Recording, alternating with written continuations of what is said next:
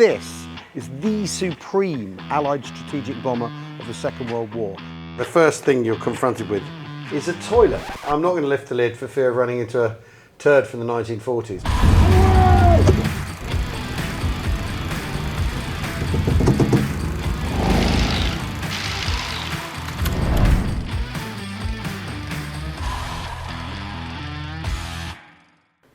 Okay, so this is going to be really easy for me. If I've got the Lancaster bomber, which as we all know is it doesn't get any better than this, does it? Yeah, we got further down the line, the Americans will build a super fortress, but yada, yada, yada, whatever. This is the supreme Allied strategic bomber of the Second World War, the Avro Lancaster. And what's interesting about the Lancaster, and we all know it's developed from the Manchester, which has the Rolls-Royce Vulture engines that fail. And what they do is they reboot the design, as it were. They put 4 Merlins on it, Merlin 20s, although this is a Canadian type, so it's probably got the Packard Merlin, but don't worry about that. What you're looking at here is the absolute pinnacle, right, of strategic bombing design in the Second World War, because, and the way you can really tell that is once they've got the Avro Lancaster design, the Mark I sorted, they don't really alter it at all. The airframe's adaptable further down the line, squadrons adapt and change it, but the actual aircraft, as it's designed, as it's first rolled off the production line, is perfect for the job, right? Why? Because it's quick, really quick for a 4-engine bomber, because it's got the biggest payload of any, the B-17, it's a puny weakling compared to this aircraft. And of course, it's an open-ended airframe, which means you can put anything in it you need, navigational aids, radar guidance, electronic warfare, every single thing you need to get over Germany, at dead of night, strike the target and get home in one piece. Hands down, this thing is the absolute pinnacle of what was achievable in the 1940s. Well, the most important thing about a strategic bomber, of course, is how many bombs it can deliver on target, because that's its effectiveness, right? Per sortie, the Lancaster leaves the B-17 for dust, right? And obviously, right, there are the spectacular bombs that it takes into Germany, like the Tall Boy or the Grand Slam. The Grand Slam, 12-ton bomb, right? Absolutely extraordinary. What can the B-17 manage? 2 tons, right? So payload, so per sortie, so if we're doing like a man-for-man calculation, the Krooner Lancaster can deliver a far, far higher payload per sortie than the B-17. So for starters, and just look at it, right? The entire aircraft is built around this bomb bay. It knows its function, is to get bombs on target. And you can fit anything in here you want. And some have adapted bomb bay doors to fit larger loads in. Obviously we all know about the upkeep bomb, that there's an airplane that can deliver the bouncing bomb is as important as the bouncing bomb itself. And this thing can do it. So it can drop incendiaries in packets, it can drop bombs to cookies, which are like a blast bomb, and then the bombs get bigger and bigger and bigger. And as I said, we end up with the Grand Slam, the Tall Boy, these great big bombs that are used for attacking hardened targets. And this is really the business end of the Lancaster, and its defensive armament, right, isn't as big a feature as, say, on the B-17. But the whole point is you're flying at night under cover of darkness, so you don't need the defensive armament. It's not the American principle of a sort of hedgehog of bombers flying together that can fend off the fighters. And as a result, because the trade always is weight with these aeroplanes, you can get more bombs in it, and that's what counts. It's a strategic bomber, not a strategic firework display. Anyway, and what's interesting is if you ever get the chance to see a Vulcan in the flesh, which was designed only within 12 years of this thing, if you go see a Vulcan in the flesh, the bomb bay's the same because they knew it worked, essentially. Avro, they know what they're doing.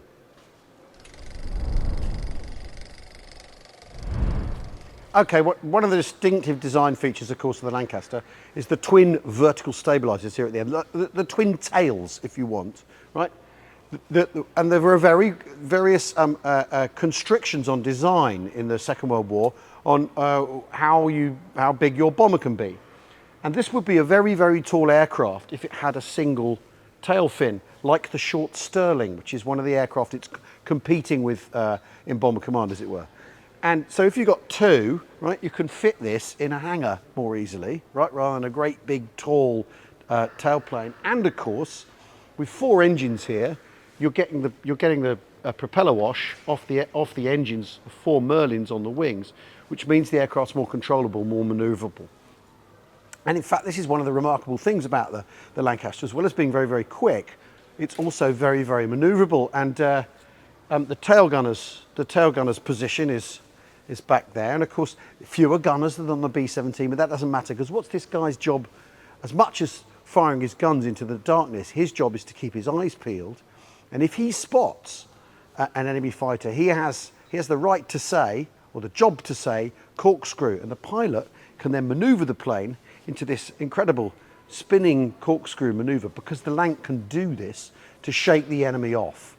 And these vertical stabilizers are a really important part of why this plane is so effective. Because as well as carrying a really, really big bomb load, as well as having very long legs for getting to Berlin and back, as well as being fast for a 4-engine bomber, it's maneuverable. You could chuck it about. And there are stories of people inverting, as they say, in aerial parlance, which is turning the thing upside down, and even the odd loop-the-loop. Although this airframe turned upside down on its first sortie, on an air trial sortie, and they strained the airframe, and then it got rebuilt, and that's why this plane is in a museum, because basically it was spared being shot down and spared hundreds of sorties over Germany, or scores of sorties over Germany, and it survives to this day.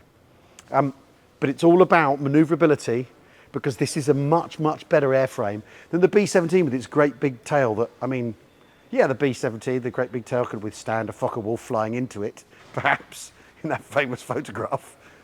But this is a manoeuvrable aeroplane. That's one of the reasons it's such a good aircraft. This is why you're able to dip down onto the Ada Dam like that, come round the corner off the Schloss, and then take the 90-degree turn, because this aircraft is manoeuvrable enough to do it.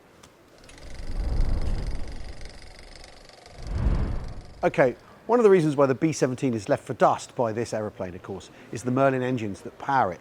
Now, the Merlin engine is ready by the time the Second World War comes along, and the Manchester that precedes the Lancaster has Rolls-Royce Vulture engines that Rolls-Royce is developing, supposedly going to deliver much more power.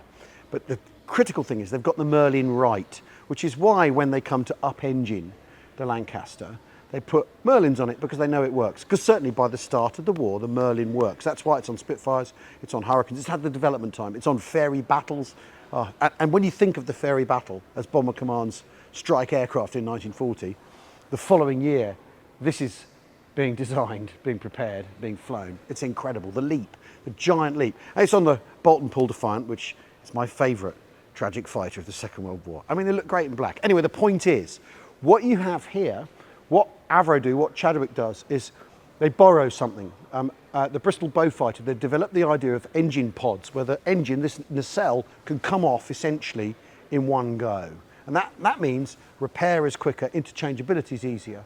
And these Merlin 20 engines, although this is a Canadian plane, so they're Packard Merlins, these engines will be interchangeable and easy to repair. Parts are widespread, because what they've really done, once they know the Merlin is the engine they're going to back, the development goes in, Rolls-Royce turn on the taps, the government turn on the taps, Air Ministry really lean into this engine, and that's why it's on the Lancaster. Now, under the inboard engines, of course, you've got the undercarriage. Now, these great big fat tyres, these huge wheels, are because what we're looking at here is grass airstrips, right? These huge tyres, which of course have got to then coat with the great payloads, are for soft grass airstrips, not hard airstrips. And that's why the Lanc has these great big chunky tyres on it, because it's got to land anywhere that the RAF wants it to. And then the other thing to remember, of course, is that this plane may have a 7-man crew, but it has a permanent flying crew, has a permanent 7-man maintenance crew of ERCs, who know this aircraft inside out, because they're extremely complex systems in this plane. It's quick, it can land anywhere, it's got a great big payload. I mean, what's not to like? Let's go have a look inside though. Right.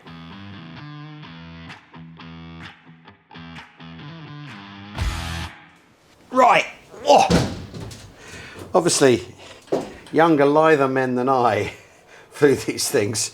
Well, and coming in through the hatch there, the first thing you're confronted with is a toilet.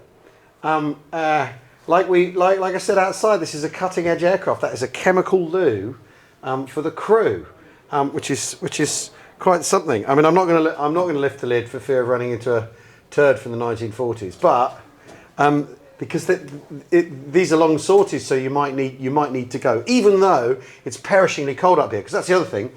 Right next to the toilet is a heated clothing switch that you would plug your flight suit in, which basically had heated elements in it to keep you warm.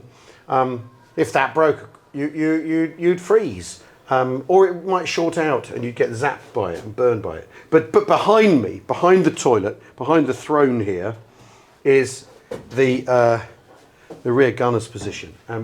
What's interesting about this is there's a set of doors that he has to go through. Obviously, as a fire and air brake between him and the rest of the aircraft, and then all the way through there to the turret. Before I have a nose around there. The first thing you're struck by coming in here is how fragile this feels. This feels like a very, very fragile. They look big and they look chunky, these aircraft, particularly because the Lancaster's painted in black. It looks really serious, but it doesn't feel like they're necessarily worried about you as the crew, which is interesting though, because these crews are expensive to train and all that. But so to get into the rear turret, what you'd do, you'd avoid the loo, you'd turn yourself round, and then you'd shuffle down here, all the way down, slide on your bum. There's my parachute, because the turret isn't big enough for the gunner to wear his parachute in here. So when you're in, and there are doors here that close, when you're in trouble, you have to center the turret so you can get back out, so hopefully the hydraulics aren't shot. You open those doors, you take your parachute, you open these doors, you crawl back up through here, right, and you do what you can to get out. And that might be why the aircraft's lurching around in the sky and everything. And this is one of the drawbacks with the Lancaster. I'm going to have to admit this, right, is it's quite difficult to get out of when it's in trouble. Although of course, any aircraft this size, when it's in trouble and it's on fire, is going to be difficult to get out of full stop. So I'm not conceding that to the B-17, but this is a lonely, cold spot, but an incredibly important position out there with your eyes peeled. Lots of people would go without the perspex at the back, so they didn't get distortion and glare on the perspex to actually get a clear view. There's a story as well of a guy who was a tail gunner who used to take a brick with him and throw it out over Germany. There you go, you buggers. Because for some reason he hadn't realised that the bombs were doing enough. Then he gave up on it because he thought, oh, what if it hits someone on the head? Because the thing to remember, after all, is kids in these things, young people, getting their heads around what they're doing. But this is a very, very confined space. But then I can't imagine that the B-17 is exactly luxurious and roomy. So, stick it, Jim. Okay, we've looked at the rear gunner's position, but we should talk about the gunnery on a Lancaster, the defensive equipment on a Lanc. Here we have the mid-upper turret. Now, because this is a Canadian-built Lancaster, that's actually the same turret system as on a B-17, because it's made on the American continent. It's just simpler to bring in the American parts and fit them to this plane than use the British equivalent. In the British equivalent, he didn't have a seat. The guy would sit on the strap once he was up in there. And these are 50 caliber guns. That's the other thing that marks the Canadian types out, because the RAF had got itself very much hung up on using 303 machine guns on the Spitfires and the Hurricanes in the Battle of Britain, of course, which really do not have the punch and firepower of the 50 caliber round or the cannon that the Germans were using at the time. But what's interesting is the systems here are all designed. Balance is a really important thing in any airframe. So the ammunition for the rear turret actually is stored up here and runs in channels back to the rear turret so that the weight's better distributed in the airframe. But the gunnery isn't really the best, isn't really all of the defensive systems that a Lancaster will carry. As electronic warfare is the signature of nighttime bombing, and the game of cat and mouse between the RAF and the Luftwaffe as the electronic warfare develops. I'm standing on top of what would be the H2S bubble. There would be kit here in the plane coming up out of the downward looking radar, the ground looking radar that would be under here. And the H2S, of course, means that you can navigate using waterways and matching those up to your maps, and the navigator up front has a screen telling him that. But of course it emits a signal, so that means you've then got the Luftwaffe sniffing out for that signal with their own electronic countermeasures and trying to lock onto the Lancasters that way. So electronic warfare is a really big part of the defensive system, more really than the gunnery in a way on this aircraft. The Americans are relying on machine guns, on heavy machine guns. The British are leaning into electronic warfare because they're using night to conceal the aircraft rather than flying around like great big sitting ducks. But obviously everything in this plane is about the bomb load. And here there's a little porthole, because it's all very well the bomb aimer saying bomb gone once he's pressed the tip and let the bombs go. Someone has to come and check that the bombs have actually gone, because you don't want to have to go round again, do you? Right, I'm sat on the rest bed here.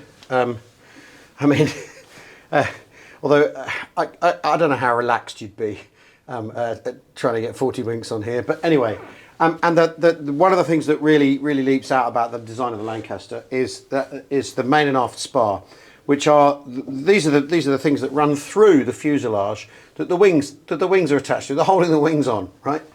And as you can see, I have to climb over this, and then you have to climb over that to get forward. So, and you've got your bulky suit, flying suit on. But let's just not think about climbing into the airplane. Let's think about getting out of it when you're in trouble. And if you're up front, there's the radio operator's position there, and past him is the navigator before you get up into the cockpit. If you're in trouble and the plane's falling out of the sky, you've got to get over that main spar, then over this one as you're being kicked around in the sky, and maybe it's on fire or the engines are exploding around you, the ammunition might be cooking off, who knows, to get out of that back door. And that is where I'm afraid we're going to have to deduct a couple of points from the Lancaster's brilliant design, because at the back it's spacious. I'm 6'3", I can stand up with plenty of headroom at the back. But as we move in further, because we're sat above the enormous bomb bay, and because of the main spar, right, it's less spacious, less roomy, and feels a lot more dangerous. Not claustrophobic, dangerous. Right, I'm in the radio operator's post here, and it's small. There's not a lot of leg room. Though obviously these planes are built for people from another era, and they are not built for comfort. His job is not to sit here and luxuriate. It's to concentrate on the jobs he's got. One of which is running the radios, but actually they don't use them very much. That's for departing and arriving, really. You tend to be flying in radio silence if you're on operations, because after all you're trying everything you can not to give yourself away. There's all the power switches for the aircraft here, series of power switches. There's a hot drink container there, and then above here is a blister for inspecting the aircraft. So maybe what the radio operators, because you can see the engines through here, the radio operator might be asked by the pilot, the flight engineer, to have a look, see what he can see with the airframe if they've been damaged. So he can stick his head up there and go, oh no, the left elevator on the rear has gone. But this is not the business end of the plane, really. We can scramble through once our cameraman has got over the main spar. Good luck, Nick. Cool. So I'm sat in the navigator's position here, and he's got a chart table, literally. he can use all sorts of means of navigation. He'll be issuing headings to the pilot. He'll be timing distances once he knows what the airspeed is and all this sort of stuff. He's had wind information in his briefing. He can check for wind himself.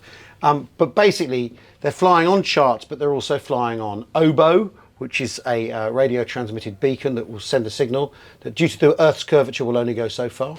G, another one of these navigation aids that works in on a radio transmission system. And of course, H2S, which we talked about earlier, the radar that gives you a picture of the ground. And of course, water reflects flat, so you always get water clearly from below, which you can match up to a chart. This guy's job is incredibly important because how the British fly over Germany at night is they fly in a bomber stream. They don't make formations like 8th Air Force do, where their B-17s all fly in this great big sort of defensive wagon trail. No, how the Bomber Command choose to operate is the bombers go off and they go in by themselves, singly, in what's called a bomber stream. You know, whoever gets there first after the pathfinders have marked the target. So the navigator's job is really, really important, because what he's not doing is forming up on someone else who knows where he's going. He's got to do it himself. He could take star shots if he wants, but this is such an important position, and you'll see there's a compass. You set your headings, and good luck, everybody. Okay, so I'm standing. This is a remarkable thing about the Lancaster, in fact, about RAF aircraft. There's a pilot. There's no co-pilot, because you don't need a co-pilot. Why waste a seat? Why waste? And that's the only armour on the aeroplane, by the way. Why waste a second armoured seat on a co-pilot when what you could have instead is a flight engineer standing here or sitting here, whose job is to assist the pilot, to keep an eye on the instruments, and very often to fly the plane with the pilot, and in the case of emergency, fly the plane. But this is the division of labour in the cockpit here. That the pilot flies the aircraft, the flight engineer runs the systems, and that way, actually, I mean, I think that's pretty clever. You've not wasted a seat in the aircraft. You've not trained a pilot who's then basically twiddling his thumbs, possibly. This also means that you know, this is also partly the legacy of this being a twin-engine aircraft rather than a four-engine aircraft. But what you also have here is the standard RAF control panel, central control panel. Every single RAF plane built for the RAF, has this same central set of dials behind the stick, which has your artificial horizon, your climb, your heading, and your you know, the key information that you need right in front of you, right? And it's the same on every single. So that's the same panel as a Spitfire, Hurricane, Fairy Battle, Bolton Paul Defiant, Lysander, whatever. That's the idea, so that you can jump in any of these and fly them. Beyond us is where the bomb aimer lives and works, with his bomb aiming computer and his systems there. But again, what I very much feel is there isn't any room in here, and let's say the pilot is slumped over his controls and you're the flight engineer and you've got to haul him out of this chair and then take his place. That's going to be quite tricky, I imagine. But you can see you can see a lot up here. You can basically see the entire plane if you're stood up here as the flight engineer. You can take in all the engines, all the wings, all the tail, most of the fuselage. So the flight engineer is very much in touch with the plane while the pilot flies it. But yeah, this is the business end with the throttles and the air screws, control of the revs on the air screws.